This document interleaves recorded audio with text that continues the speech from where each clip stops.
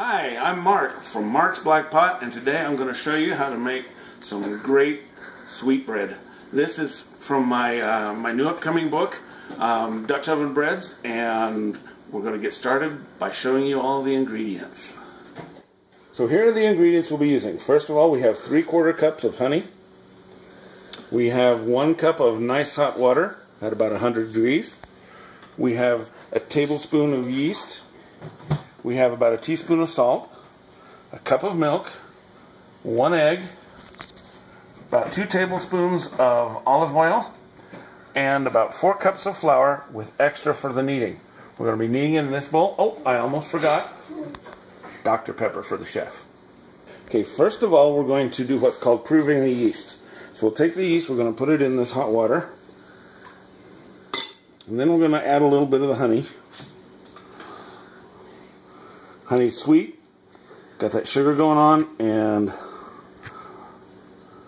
the yeast loves that. Now I'm going to keep an eye on it so that we're keeping it at between 100 and 110 degrees because that's the optimum temperature for the yeast. Now we're going to set that aside for about 10 minutes and let it get all foamy. Sip my old Dr. Pepper. Now it's time to start mixing the dry ingredients. I like to sift my flour because it helps to aerate it, makes it a little more fluffy.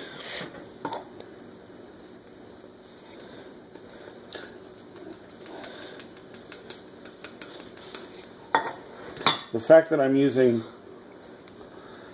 a strainer as a flour sifter instead of my regular sifter has everything to do with the fact that we love multitaskers in the kitchen. It has nothing to do with the fact that I can't find my flour sifter.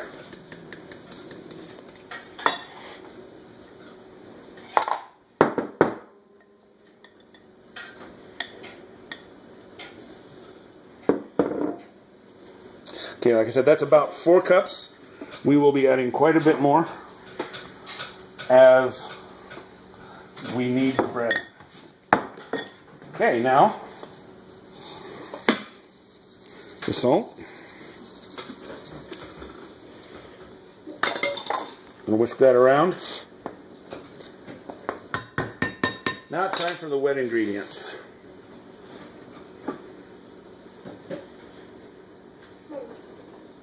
Cup full of milk. Helps to make the crumb fluffier too. Olive oil adds some richness. An egg for structure and also extra flavor. And finally, the yeast mixture. See how that's gotten nice and foamy? That means the yeast is very active. We like it that way.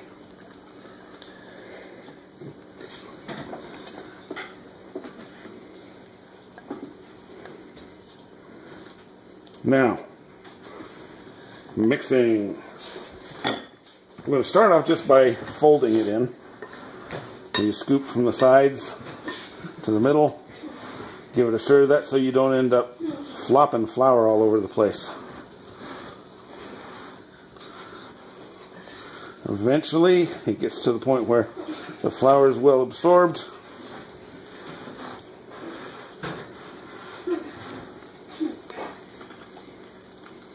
And you can stir with a lot more earnest.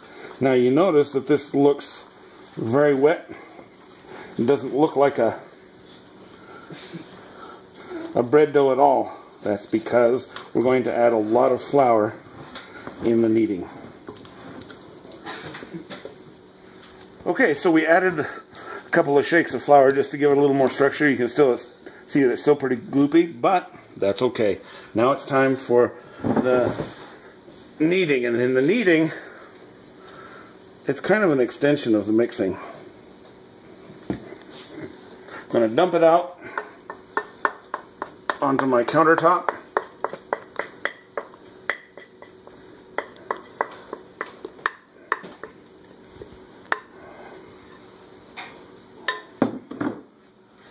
Onto lots of flour. I'm going to add lots of flour on top. And I'm just going to start working it. And yes, it's going to stick to my hands. That's okay.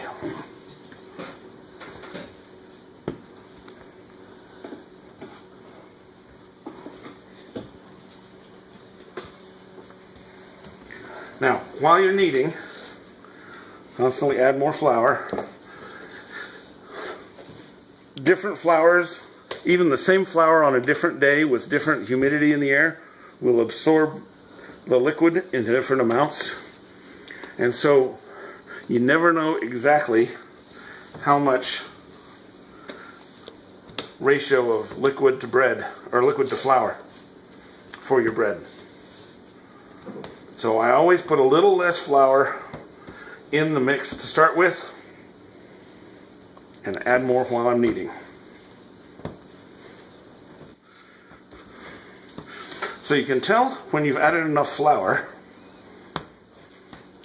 when after kneading a while it sticks to your hand enough to pull the dough actually off of your fingers.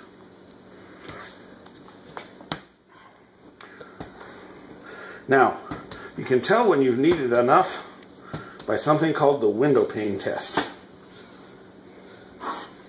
Cut off a small chunk and you stretch it out.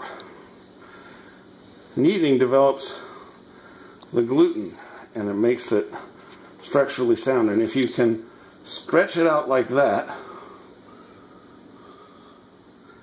so that you can see light through it without it tearing, you know that you've kneaded it enough. So now that it's all done kneading and it's ready to go back in the bowl for rising, we're going to roll it around loosely in our hands, and you see how the tabletop is grabbing it and pulling the surface tight.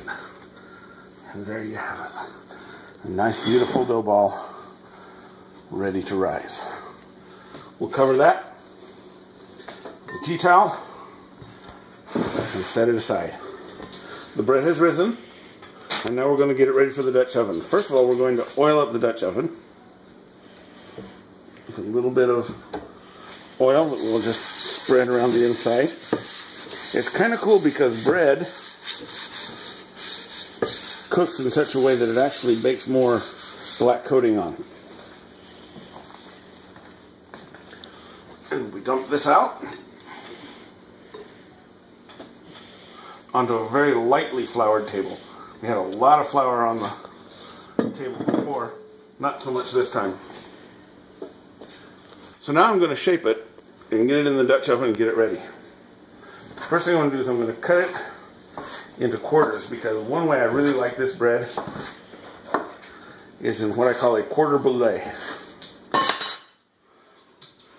And then I'm going to shape these into nice dough balls. I'm going to do that same technique that I did before and set it in.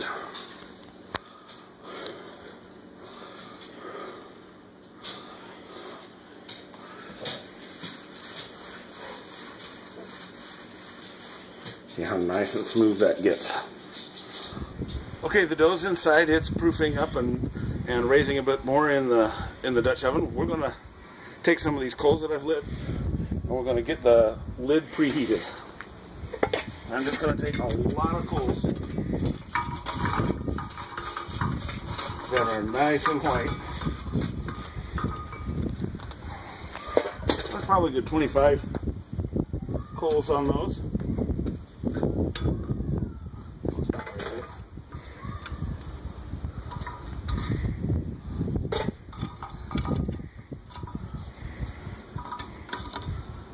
And we'll let that sit for about another 15 to 20 minutes.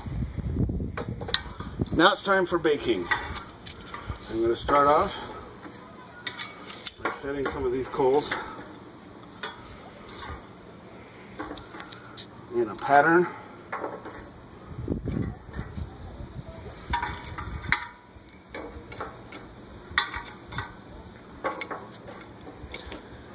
Down here. 4, 5, 6, 7, 8, 9, 10, 11, 12, 13, 14, 15, 16, 17, 18, 19, 20.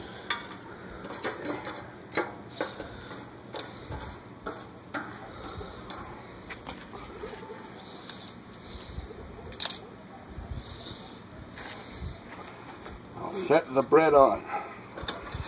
Now you take a look up close, you can see how that is nicely risen. I'm tucking the coals underneath, just around the base of the Dutch oven.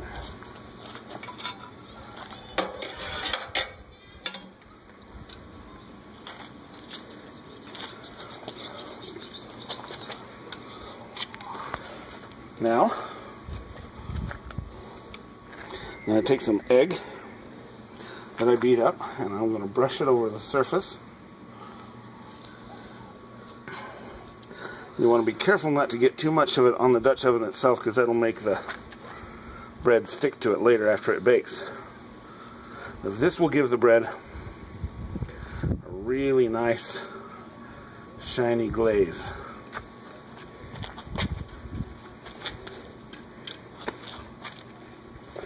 Then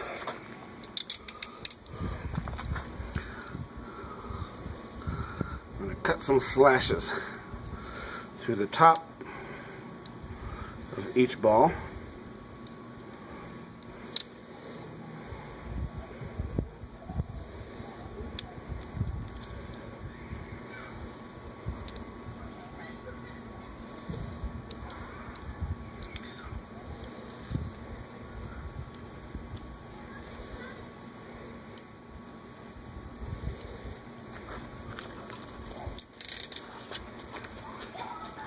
And finally, put the lid on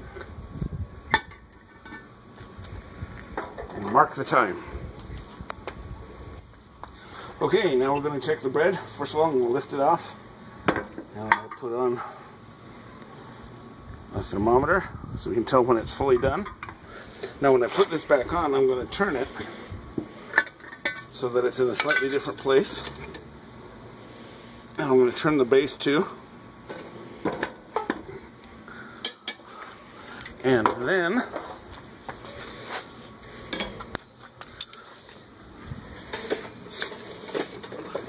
because it's been kind of windy and breezy, I'm going to put some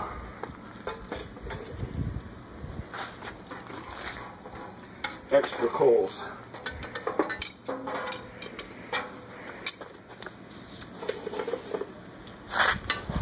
Well, this looks really yummy. Check out that temperature. It's ready to go. We're going to pull it out. Again.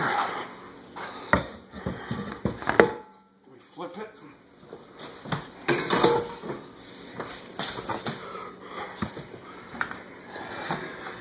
And put it on a cooling rack. Now it's cooled. And now it's time. Look at that. I wish you could smell it.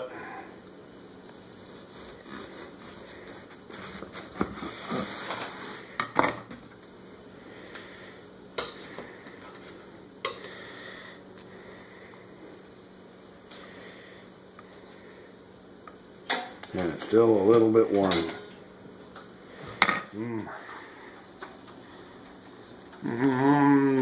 This delicious recipe comes from Dutch Oven Breads, my newest Dutch oven cookbook, available at marksblackpot.com.